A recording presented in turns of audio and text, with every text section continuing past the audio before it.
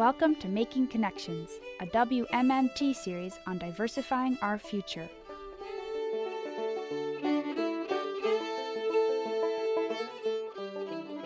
Today we hear from Evan Smith.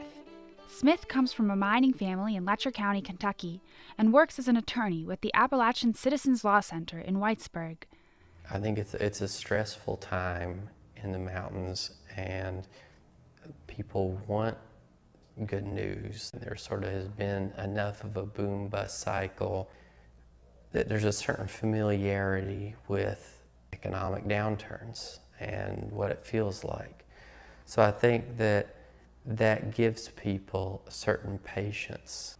At the same time, it's so hard to imagine what would bring another boom that I do think that there's a pessimism right now that is different than the previous downturns. You know, something like 20% of our mining workforce, just in the past couple of years now unemployed.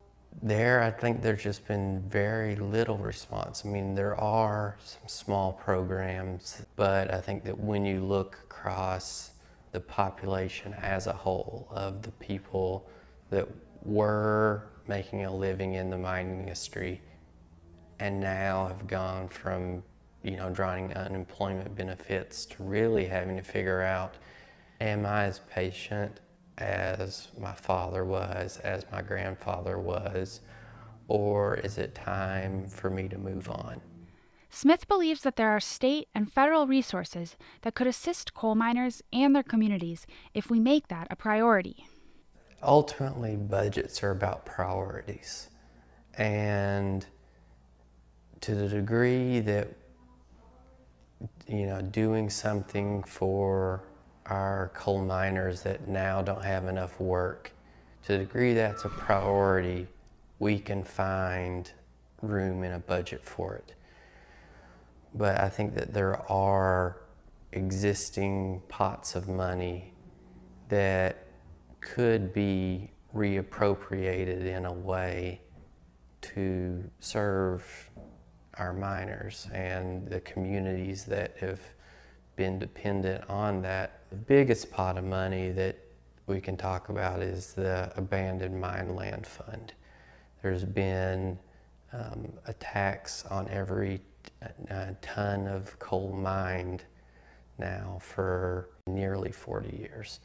And the question of what you can spend that money on is a question of just sort of the policies that we want to set.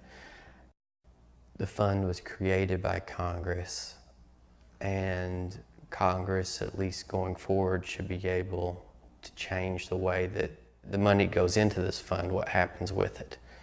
And of course, it's hard to get things done in Congress these days, but I don't think that people should somehow think that it's not on the table and that it's impossible. It is on the table and it is possible, but it does take a lot of organizing and a lot of sort of visioning together to come to some agreement of what you do with this money. Does the rest of the nation have a responsibility to assist this region that is experiencing its own economic storm? Smith says yes. Central Appalachian, particularly the coalfields, has been crucial in building America. Everything from the Industrial Revolution and the steel that was being produced then to still the electricity that makes the digital world possible. All of that has been made possible by the mineral that we dig here. In addition to that, I think that there's been a huge contribution from young men from this area and many young women to making sure that when we go fight overseas, people from this area are there. I don't think that people from this area have ever in any way shirked their responsibilities for the nation as a whole. I think we've contributed towards the nation's prosperity, and fundamentally what people in this region want is not to feel like they've been forgotten once they're not as necessary. This is America, and one thing that we do is when we're prosperous, we work together to build a safety net for times when there are problems. And I think that this region has a future, and I think this region has a lot of potential. But where we are right now, we need a transition towards that. And so what we're asking for are some stepping stones to help us get to a place where we can again be part of the American mainstream and sort of enjoy the American dream. Again, Evan Smith from Letcher County, Kentucky, and an attorney for the Appalachian Citizens Law Center in Whitesburg. To hear more commentaries, you can visit www.makingconnectionsnews.org.